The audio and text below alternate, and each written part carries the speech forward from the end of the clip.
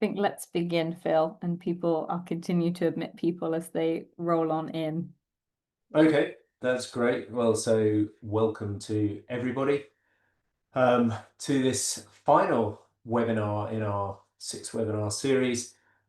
Today on the theme that I suppose has been permeating through the whole series, which is the future of policy relevant research. I'm delighted to introduce our speakers today. Well, actually, I'm going to wait and introduce Rob before he speaks, but we're going to start with Sarah Chaytor. So to introduce Sarah, she is the Director of Strategy and Policy for UCL Research, Innovation and Global Engagement. And she oversees the UCL Public Policy Programme, which she established in 2012 to strengthen connections between UCL's research and public policy making. She co-founded and is the co-chair and director of programs of UPEN, the university's policy engagement network. And she was recently appointed as a visiting professor of practice at Newcastle University. And I think perhaps most significantly from the point of view of this webinar, from 2020 to 2024, she led the £10 million Capabilities in Academic Policy Engagement project, the project known as CAPE. And from 23 to 24, she was the principal investigator of the International Public Policy Observatory. She previously held research policy roles at the Wellcome Trust and Universities UK, and before that worked as a parliamentary researcher and for a think tank. So Sarah, uniquely qualified to talk to us on the subject of the future of policy relevant research. I'll hand over to you. Thank you very much, Phil, for that very warm introduction. It's really lovely to be here.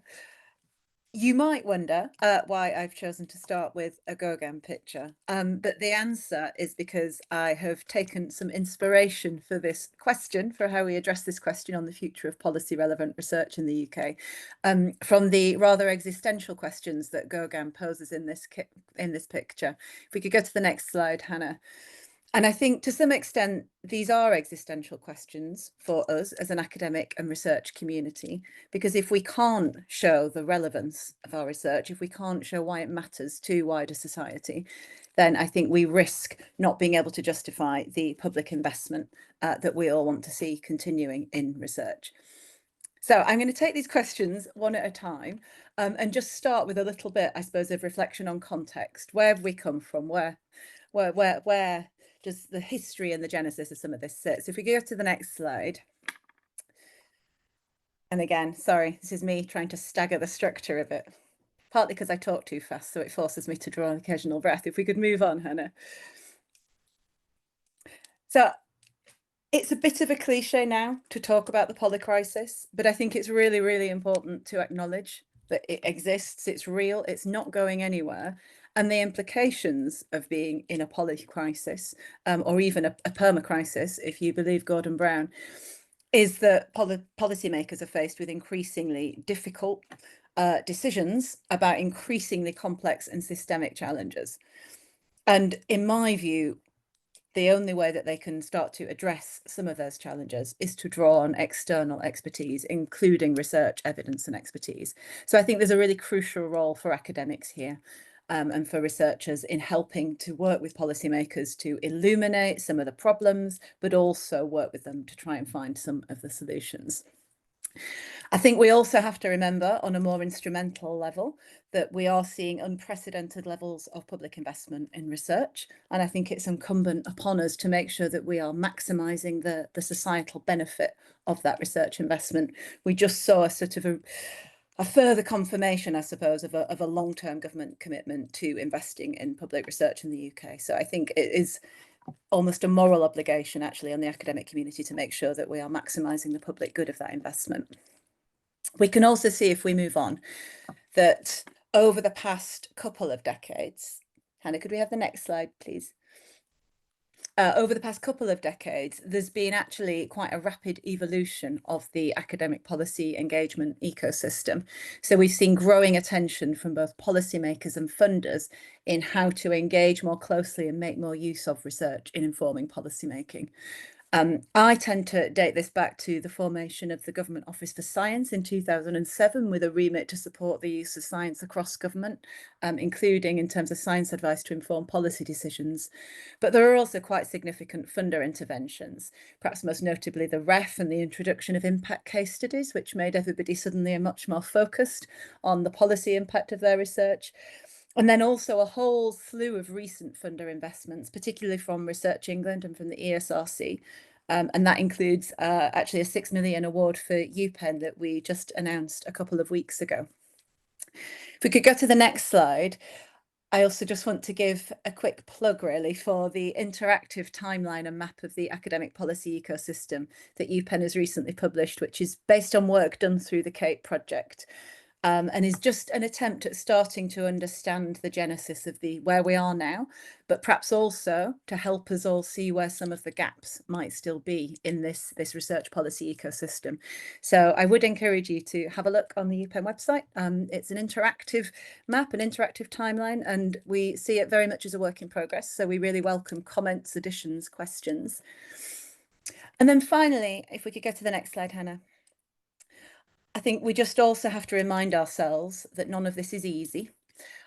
So we know that there are persistent barriers to academic policy engagement. We know that the sort of roots between undertaking research, engaging with policy, having some kind of impact are really complex. And that covers everything, I think, from the sort of cultural, organisational differences and different incentives that people experience. Not to mention the sort of different language that we all use, but also practical things. We work on different timescales in academia compared to policy, and none of us have enough time to actually devote to this agenda. There are also very significant, I think, capability barriers in that this stuff doesn't just happen by magic. Actually, doing this kind of research policy engagement requires specific skill sets, and we don't necessarily develop them well or reward them well in academia. We don't sort of value relational abilities, for example. We don't really reward people to make the effort to translate their research out of technical language into something that's more easily comprehensible or accessible. And when you take all these together, it can sometimes feel that we are facing sometimes insurmountable obstacles. So that's where I think we have sort of come from when I look back over the last 2 years. I'm now going to switch to the second question. If we could move on, and again, Hannah, in terms of what are we, or what is this, might be a more appropriate question. Could we have the next slide?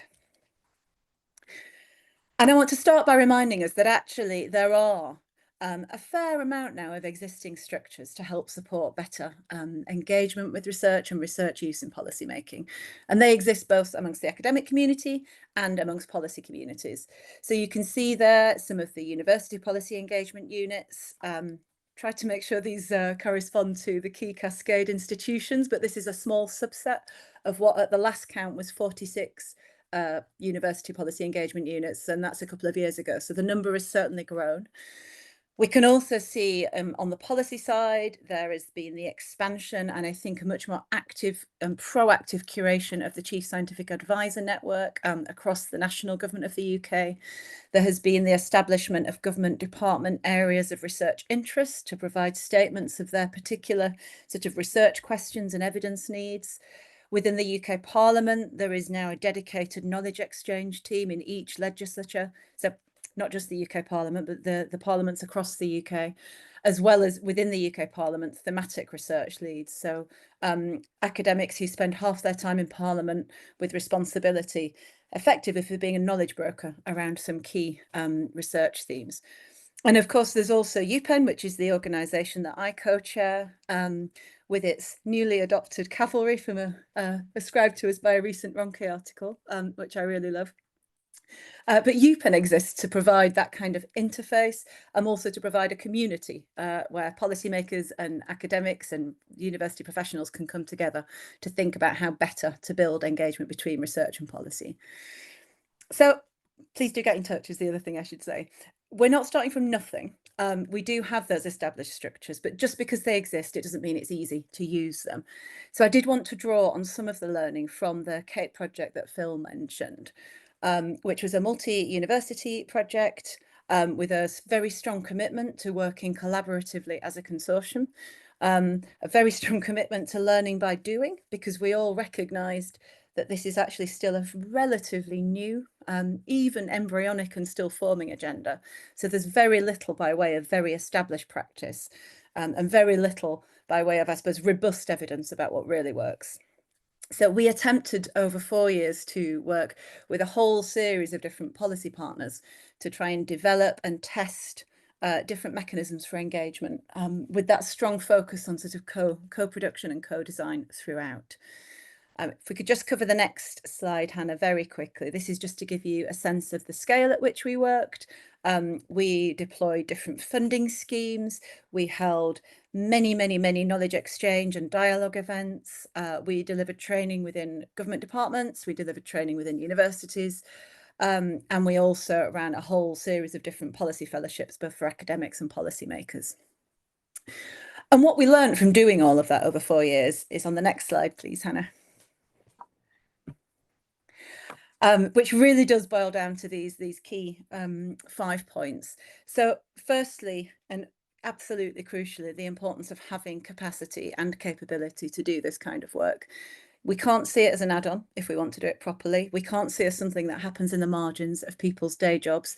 If we want to be able to do it in a way that is sustained and meaningful and doesn't feel like a massive scrabble, and doesn't just evaporate when a particular funded project comes to an end, we need to think about how to build both individual capability and that institutional capacity to support this. We also found, I think really significantly, that collaboration is not just a nice way to work, but actually enables this kind of engagement. Policymakers value it when universities and individual researchers act together rather than as a series of individuals that make it really complex to engage. But also, if you work as a collaborative team, you are more able to work in that sort of agile way that policy often requires. You're more able to sort of pass the baton between you according to different demands and different priorities. So we actually found it became not just a sort of a value that we had started with, but something that was fundamental to the way in which we were able to work. Being demand-led, it might seem obvious, but I don't think we talk about it enough, and I don't think we foreground it enough in academia. So starting from what the policy need is, and then working in that very flexible way to ensure that engagement is meaningful and to ensure that your ultimate outputs and outcomes are meaningful. And then really taking seriously the need to build relationships and trust over time as a sort of fundamental underpinning of doing this kind of research policy engagement.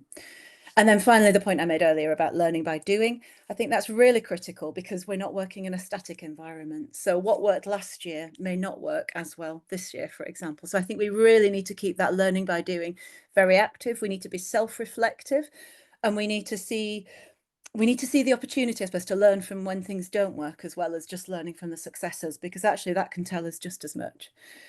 And ultimately, what we started to realise is that by having CAPE as this long-term multi-partner project with different mechanisms for engagement, we'd sort of built our own little mini ecosystem. So the diagram that's on the slide there is really an attempt to represent the effective conditions that we thought that ecosystem had, which really did come down to that focus on collaboration between our CAPE partners and then more broadly with the different policy actors we worked with, to having the time to build engagement, to take this work seriously, to sustain things over the long term, and having the flexibility to adapt to changing needs and sort of iterate projects as they developed. So that's what we learned from CAPE, and that has really helped to inform my view of where we're going, which is what we're going to turn to now. If we could go to the next slide, Hannah, and then the next one. Oh, I've got an unexpected animation on this. Could you just click? Because I think there should be another image. Thank you. Brilliant. So I think there are 4 key things I want to emphasize in terms of where we need to think about taking policy relevant research. And the first is the recognition that research evidence forms one part of what you might call the policy decision pie.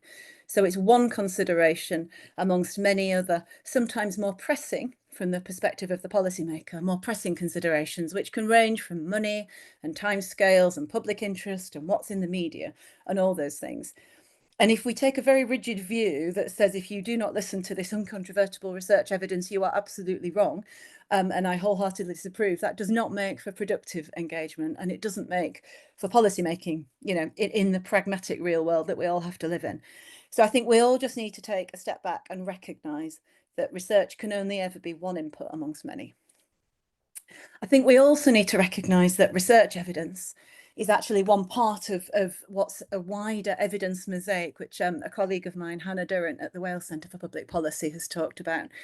And that includes other forms of knowledge, whether it's practitioner expertise, whether it's the policymaker's own knowledge and expertise, whether it's lived experience, tacit knowledge, examples of practice from elsewhere. There's a whole sort of jigsaw picture of different forms of evidence. And actually the trick to me is how do we integrate academic and research evidence with that wider mosaic to provide both a reasonable summary, I suppose, of what is most known and what the implications of the evidence we had are most likely to be. And I don't think we can arrive at that well-rounded consideration of those wider implications unless we are prepared to integrate the research knowledge we have with other forms of knowledge. I think if we could go to the next slide, it's a well-rehearsed argument, this, but I still don't think we actually think about the practical implications. So policy impact doesn't happen by itself. There isn't a kind of magic thing that just takes place.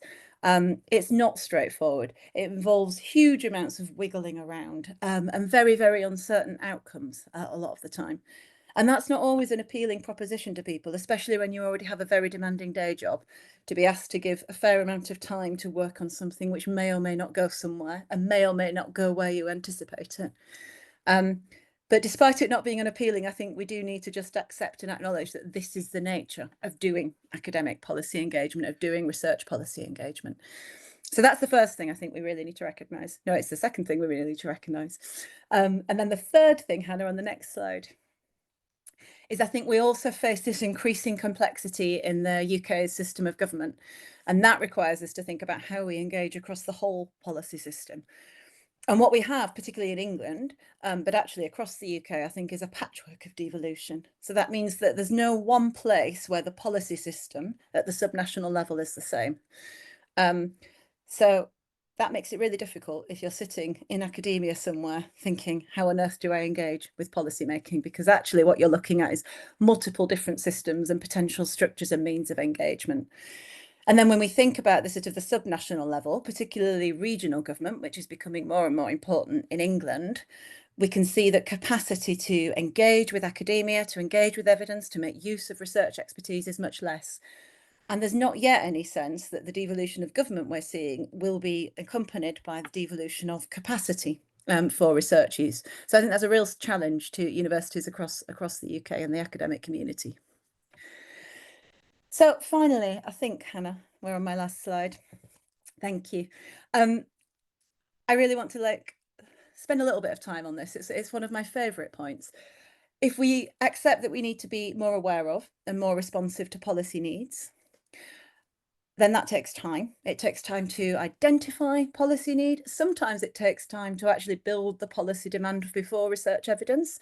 So we are not faced with a community of policymakers who are kind of sitting there looking at their watches, waiting for academics to break down their doors with the evidence they need. Often we have to spend time building their interest in what academic research can offer.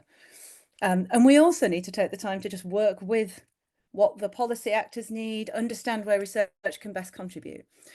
We know, I think, that a relational approach in doing this is really important. It's about building trust. It's about bringing different perspectives together, and it's about sustaining relationships, and that takes time. So I think all of that work, which is often intangible, it's often hard to kind of capture or precisely pin down, and it's certainly not valued, is underpinned by this invisible infrastructure of the practice of what I would call knowledge mobilization. And that might be academics who are playing a knowledge mobiliser role. It might be university professionals, it might be intermediaries, but it's happening all the time across the academic community of the UK, and it's happening in a way that is invisible to most people. So I feel quite strongly that we need to get much better at recognising this infrastructure and investing in it. It's just as important as some of the physical infrastructure that we all talk about. But it also encompasses its own specialist expertise and its own specialist skill sets, which is why I think it's very important that we also recognise the skills and the competencies of people working as knowledge mobilisers, whether it's your full-time job or whether it's something you do as part of your job. And I would note, apart from encouraging you, of course, to read the report we've recently published on this, I would note that one of the findings that really stuck with me is that almost everybody that we interviewed for this report said that their job description really didn't reflect the work that they did remotely. So there's a real problem if we have people with official job descriptions that don't bear much relation to what they're actually doing. I think I'm nearly out of time. I do have one final slide, but I'll be quick, which is just to really emphasise that for me, I think the future of policy relevant research goes hand in hand with knowledge mobilisation, with that appreciation that you need to really think about and embed and spend the time on engagement. So let's not just worry totally about research as a self-contained thing in itself. Let's think about how we develop it, how we start from policy demand, how we undertake it. So ideally in greater collaboration with policy actors, or thinking about how to integrate it with other forms of knowledge, because I think ultimately that will lead to greater impact. And that's me done. Thank you very much, Hannah. Super. Thank you very much, Sarah. That was great. That I think simultaneously conveying the complexity of the problem, but also actually quite nice to get that temporal overview and see how rapidly it's moving and how quickly new innovations in this space are appearing. So thank you very much. I'm sure that's given everyone lots to think about and talk about. But before we get to that phase of things, it's a pleasure to introduce Rob Brown.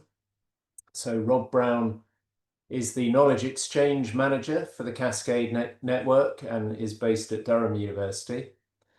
He has experience in relationship building between academics and policymakers working in the field of conservation biology, and understanding the mechanisms and capabilities that universities have for knowledge exchange. So Rob previously worked as a senior advisor at Natural England and has a huge amount of experience working with county councils, environmental NGOs, and DEFRA bodies supporting the development of conservation recovery strategies.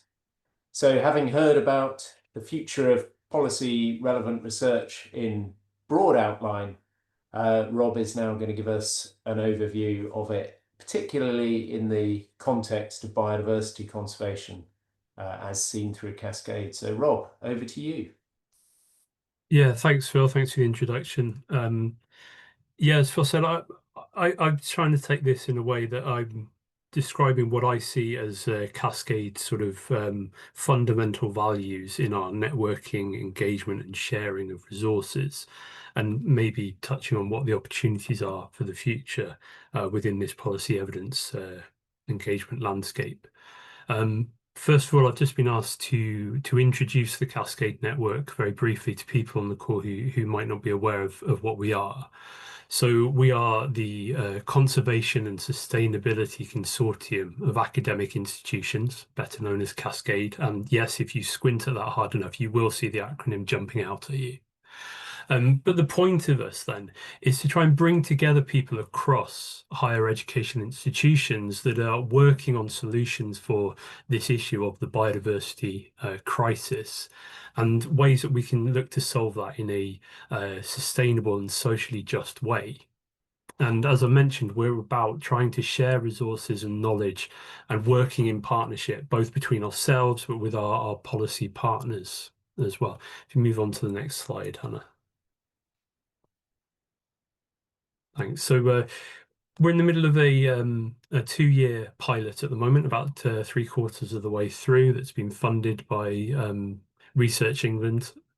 And the idea of it was being set up to see if we really could become something that comes together as a network that is multi-institutional, is cross-disciplinary as well, which is really key to what we're trying to do, and be better placed to support the partners I've talked about, and that's DEFRA and then JNCC in the UK and the CBD Secretariat at an international level, when they are looking at developing these policies.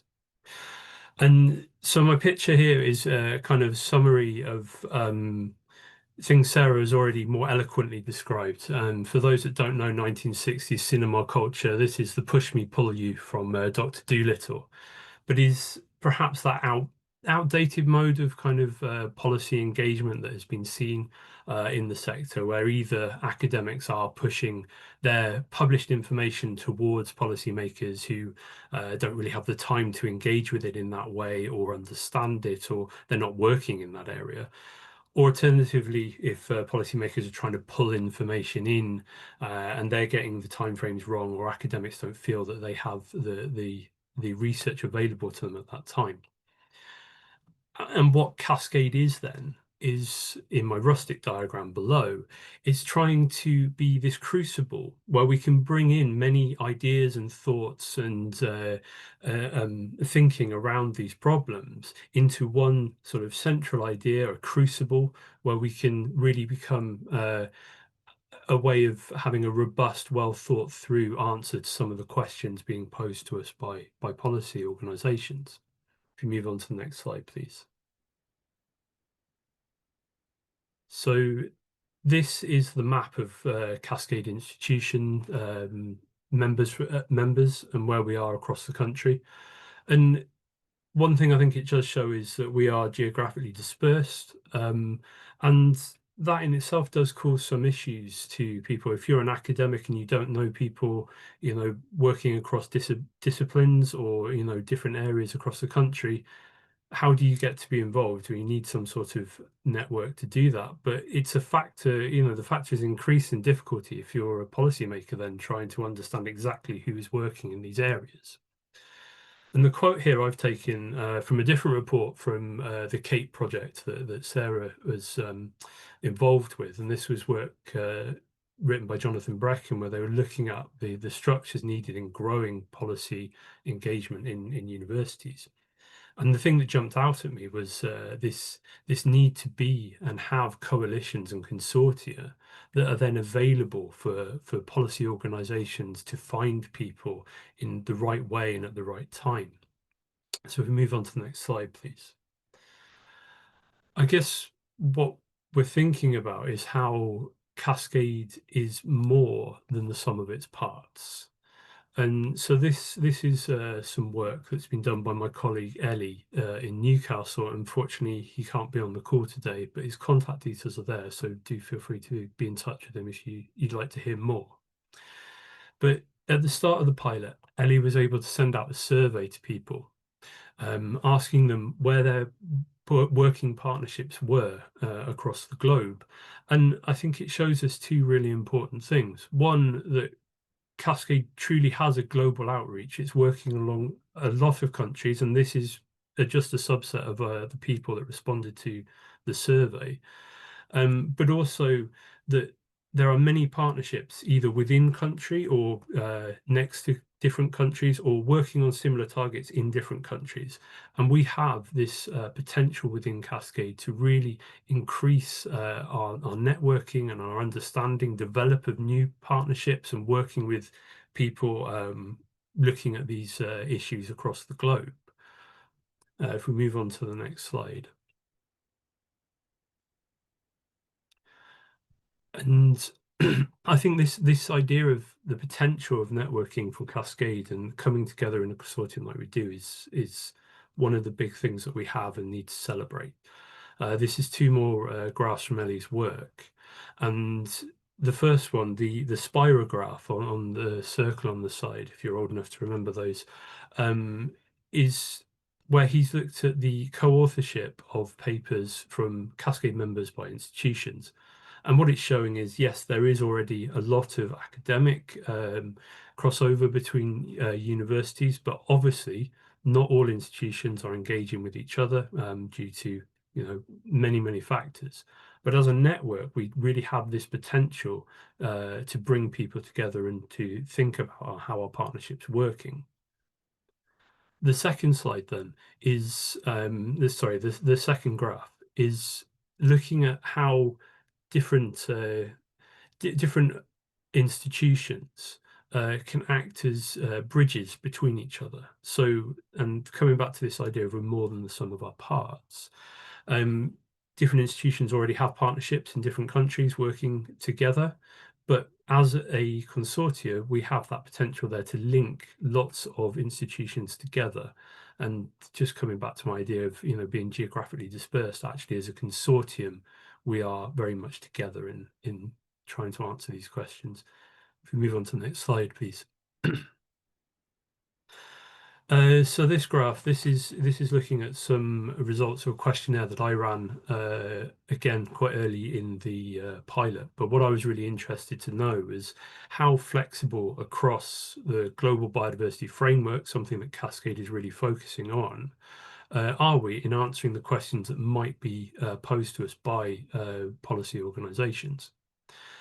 And what it's showing is the size of those green circles is the number of people that are working on these different targets. And I've picked a few just pretty much at random on the side there to show the depth of what we're doing. But also the fact that across our consortium, we are covering every single target. So we have flexibility in the system. Now, we might not have as much expertise for every target as we'd like, but at least we have ways of connecting to people working in those areas, and then in the true sense of Cascade, sort of using our contacts to be able to reach out to an even wider subset of the academic community. So we know that we can answer questions in a really robust way.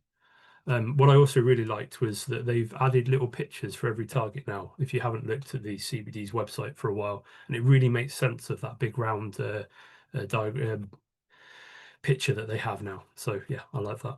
Anyway, moving on, please. We have the next slide. Yeah. So what I've been talking about up to now is our potential as a network and our ability to reach out to a large number of people.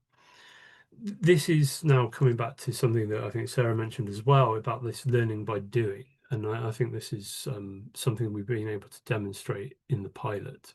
So the top two pictures on the left, the behavioural change report, and the one in the middle, the expert workshop, which is looking at developing an indicator for Target 5. These were questions posed to us within the network by our policy partners. I would like to just focus on behaviour change one, because I think it really shows some of the fundamentals of what Cascade are trying to do. So, as I said, it is a project that was brought to us by our partners, but we were able to co-develop that throughout. So the JNCC were involved in workshopping the material as it came together. They helped with the actual structure and the layout of that to make it useful and available to policy partners. The project, the report itself is actually a tool. It has an electronic database that links to it. So as it's designed for people within policy who might not be overly au fait with the concept of behaviour change or want to know more about it within their work, there is an openly accessible database of information available to them in one place. So I think it's really good as a tool. One thing Cascade was then able to do was to take this product, take the Target 5 as well, and we took it to COP, and we had a side event. So in the bottom right, there's Hannah there presenting whilst we were there, and it shows that we have the ability to socialize these products at an international scale and open it up to policymakers both within the UK but outside of it. What I should have said as well is that the project itself was led by 3 PhD students, and this is something that Cascade are really key to do, which is give opportunity to early career researchers in trying to develop their understanding and their knowledge about the process of engaging within the sort of academic evidence and into policy sphere. So I think that was really fundamental in the way that this project and future projects from Cascade are working. And then, yeah, finally with this project as well, again, Molly Brown, who was the lead on this project, she was able to work with the JNCC to produce a workshop where this was discussed across several different government departments. It was very well attended and well received. And I think that shows the potential of true sort of co-production can be and how useful it could be. But it's also demonstrated things that we could do and take on further with this project alone. So it's a continuing developing process. It's not just a product that finishes and ends. Moving on, so I'm worried about time slightly, but the picture at the bottom, all of us there, that was our inception meeting at Leeds. And this was a networking opportunity right at the beginning of the pilot, where people came together, very useful for meeting people and, you know, the networking opportunity.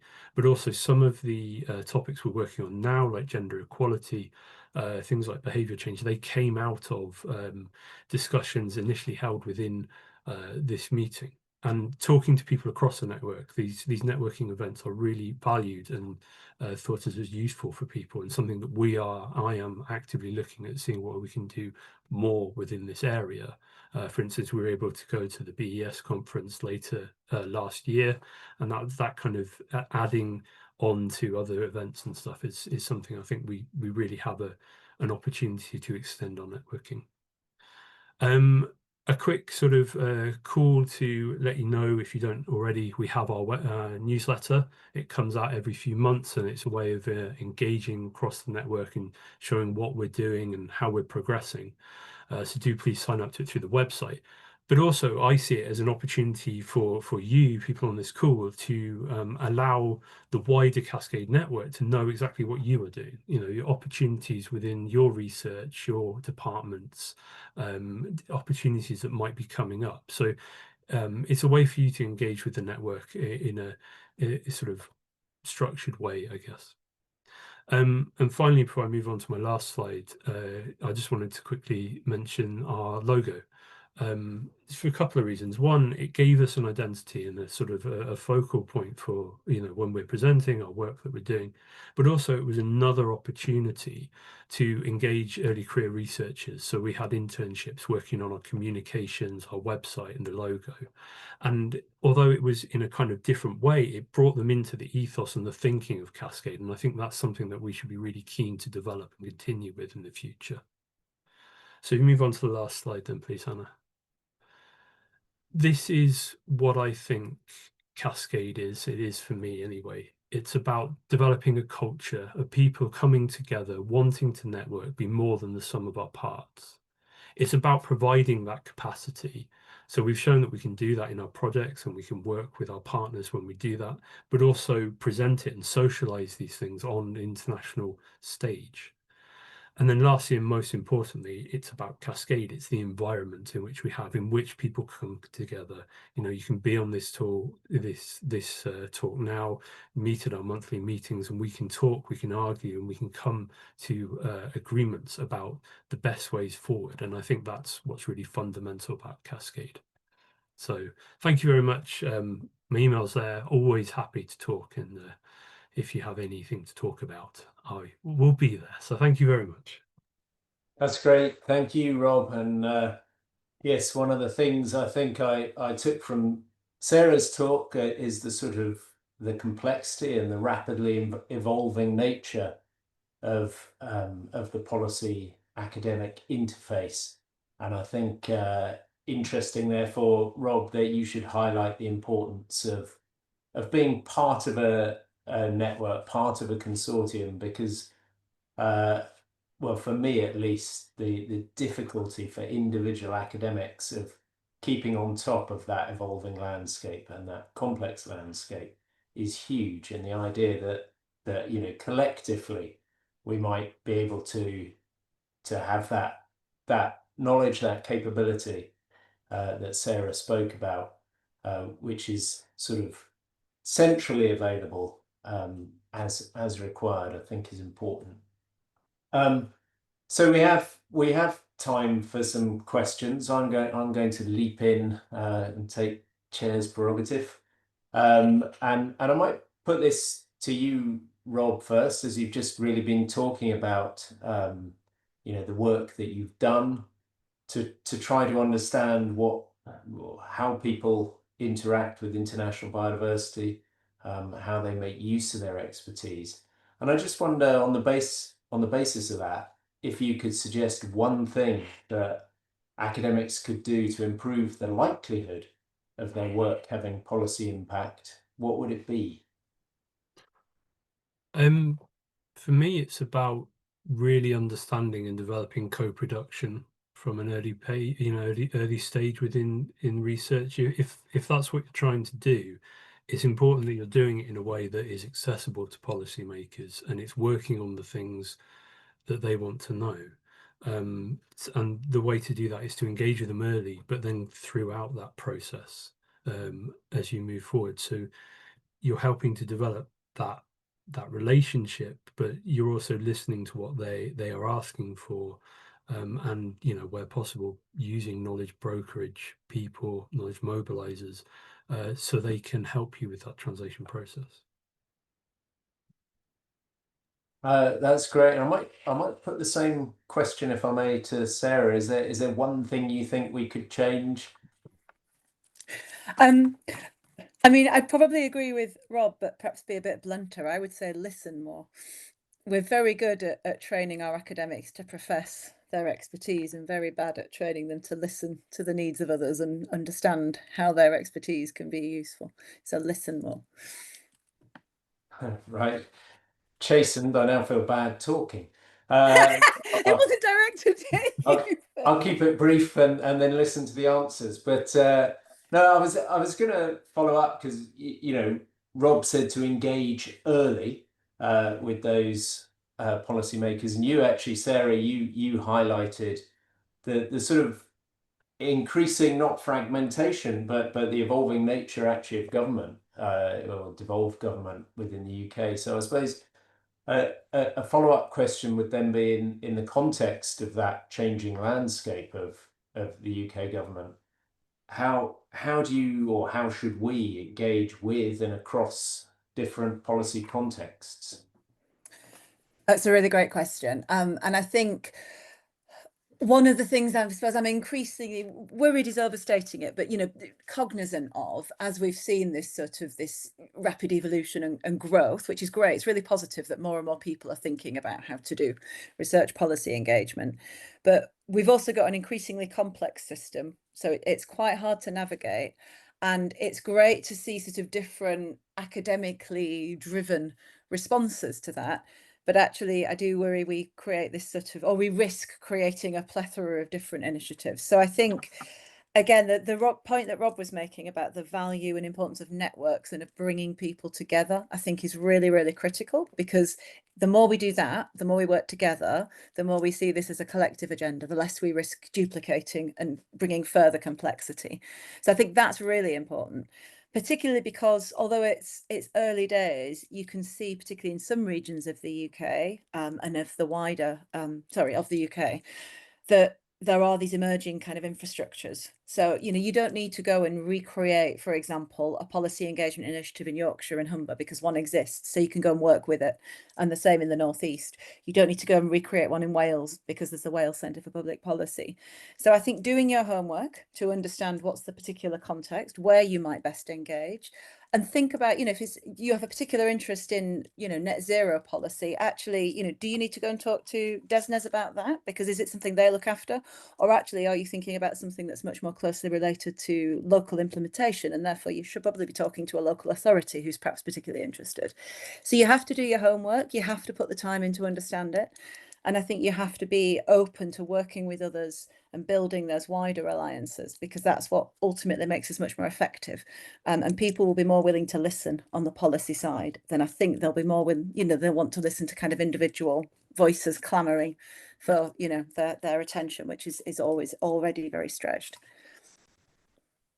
That's great. Thanks, Sarah. So yeah, yet again, the investment of time and building those relationships comes up very strongly. I'm just going to check, James, did you want to comment directly on that? I was actually going to ask a slightly different question, so I'll hold fire. Okay, I'll come back to you in just a second, James, if I may. I was actually going to ask Rob, given again what you've been thinking about, in terms of the way that as academics we are working, or we're working on policy relevant things, but not necessarily getting them into the right sphere. Whether you have any thoughts on what changes that the whole sector might need to make to become more effective at producing policy relevant research.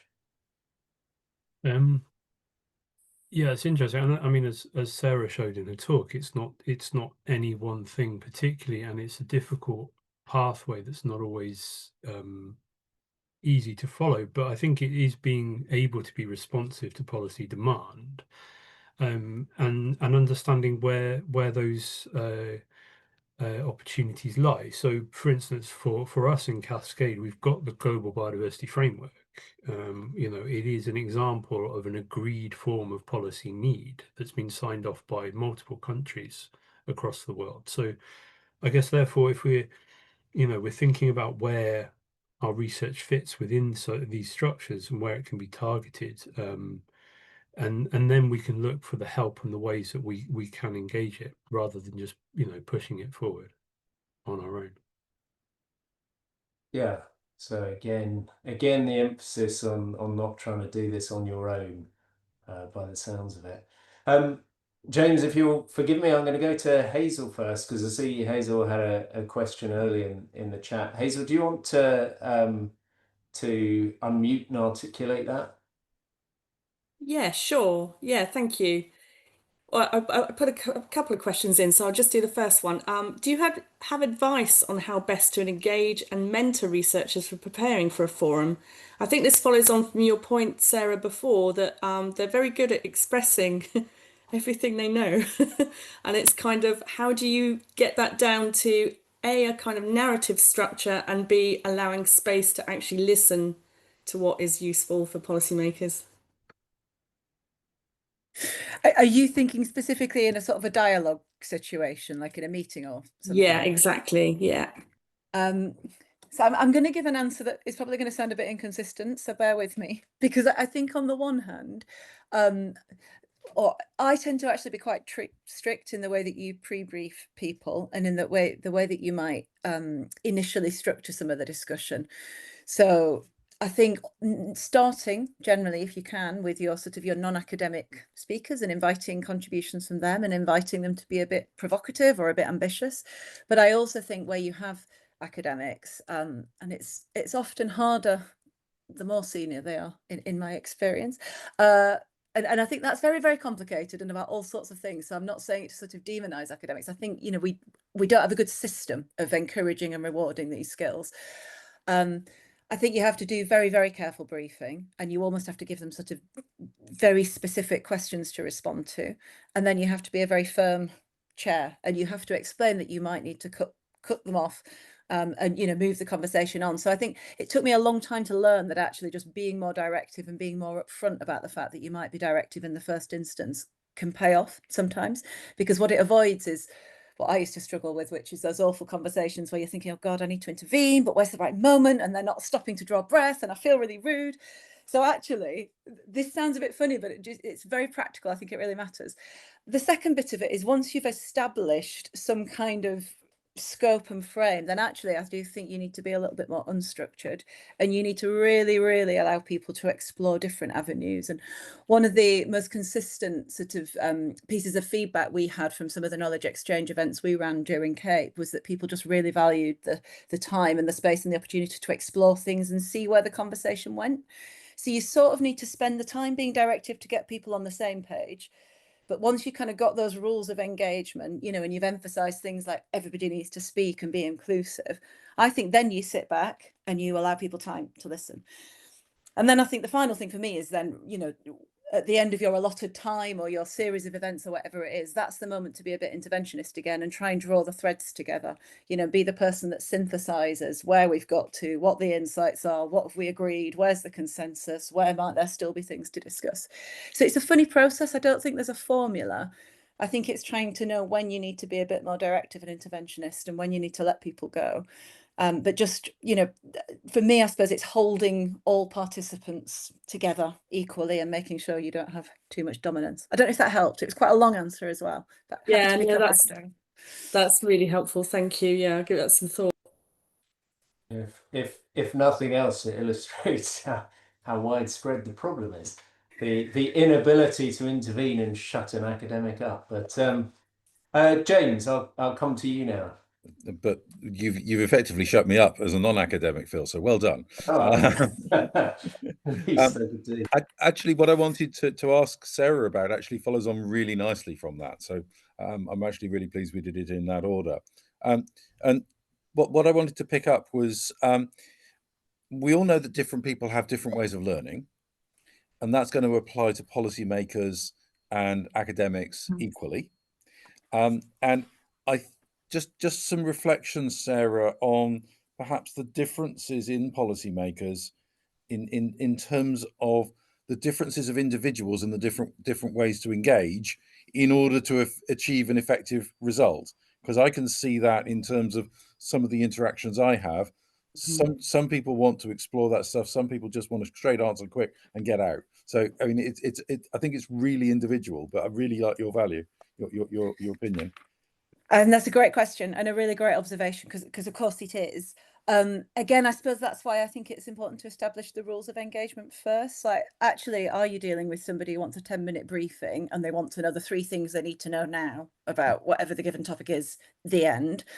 Or are you dealing with somebody who wants, say, I don't know, a potted history of the entire subject of international biodiversity in an hour? Or are you dealing with somebody who just wants to think out loud with you and explore things? So I think it really does come back to some of the stuff Rob was saying actually about that early engagement, but understanding purpose. I think it also is why I sort of bang on so much about learning by doing, because I don't think there is a fixed way of doing this, because of what you've said, because there are those different ways of learning. And so I think, you know, constantly being alert to that and trying to iterate the way in which you respond is really important. I guess the final observation I'd make is I actually think there is some attention being given to this now certainly within the National Civil Service, and more attention to how do you sort of build the capabilities amongst officials to phrase the questions that they want to know the answer to, or to understand how to have that kind of back and forth academic dialogue. So I think that's really positive, because I think it's moving us away from almost, you know, we almost use it as a caricature. Pick up the phone, you know, get your 3 top points in 10 minutes and then put it up and, you know, the world is saved or whatever. I think we do need to move away from that a little bit. I know there's a space for it. And I know that sometimes there's an almost imperative driving it towards us. But I suppose my bigger, more ambitious answer to your question is, how do we find those multiple modes of engagement that support those very different and individual ways of learning, that take us away from that kind of very transactional, you know, rigid, in fact, it goes back to Rob's Dr. Dolittle diagram, I think, you know, that takes us away from that mode. I think that's all good. I mean, I think part of that is actually about that building relationships you were talking about, because actually once you've got that relationship, or you've started to build that relationship, you can have different dialogues in different ways. Yeah, you can. So I need an answer now. Can we have a long chat? Those are going to potentially be from the same person at different points in their policy cycle, or in terms of how heavily the minister is breathing down their neck. And sometimes it won't actually go very well. And that's the other point about the relationship, is it can help you encounter those sorts of bumps in the road, and, you know, and you can give each other the benefit of the doubt, which I think is the other thing. Yeah, great. I'll let others talk. Thank you, Phil. That's great. Thank you both, and thanks, James, for the comments you put in the chat. If people haven't seen those, in particular, there's a link there to a paper that I think is enormously relevant to the activities of Cascade. Phil McGowan, I see you've got a question in the chat. I have a feeling it might not have a very short answer, but do you want to pose that and see what people can say quickly on the subject? Yeah, I know we're very close to time, so I'll be very quick. It's particularly for Sarah, there's an awful lot happened, and I get the sense that we've really got, not the perfect, we've got plenty of idea of how to make policy engagement work.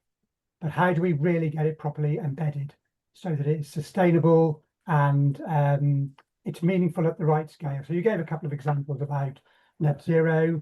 In Cascade, we clearly need to get to a different group of people, but there's lots of lessons we could learn from that kind of engagement. So how do you really get it sustainable and target it at a meaningful scale so that academics know where to go to at least get 50–60% of the way there, even if they can't get the whole way down the journey? Great question. Not sure I have all the answers. I think it starts with seeing it as a joint endeavour. So actually, I think you need kind of investment from universities and research funders and government in some sort of infrastructure or different infrastructures to support this. And I think you need to see it as an investment in infrastructure, because actually still we tend to see these as project investments with a shelf life. And I think that's the fundamental shift we need to make. So encouraging signs, I think, from some of UKRI that about the importance of that infrastructure. You also in the chat talked about how to make it meaningful for diversity of policy issues. And I think that's quite hard because we haven't worked out how to do it at scale beyond sort of initial convening and initial engagement. So I think that's still a work in progress. And I suspect the answer actually takes us back to what Rob was showing right at the beginning of his presentation, which is that kind of networking and no pun intended, that kind of cascading effect of how we build those networks across and between different policy areas, because I think that's the other challenge, is not siloing everything. Rob, I want to make sure you've got time to say something. No, I absolutely agree. And, you know, also perhaps this is where academics have the opportunity to talk to their universities to say that we need these facilities, they're valued. And, you know, that's something that everyone can do. That's brilliant. I think given the time, I might have to let that be the sort of the last word. Valerie, I'm very conscious you had a question in the chat, but I fear that we're out of time. So what I might do, I've copied it, and I might send it on to the speakers and see what they say. I've just dropped a quick response to that, Phil, as well. Oh, yeah. In the chat. Oh, perfect. Okay, that's great. Thank you.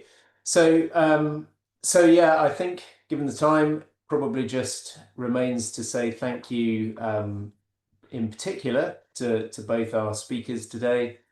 But as this is the last of the webinars in this series, to say thank you to everyone who presented, and of course all of you who came along to show your support and your interest. I think that's so important, even just to show your interest in this issue of academic policy exchange in light of the biodiversity crisis.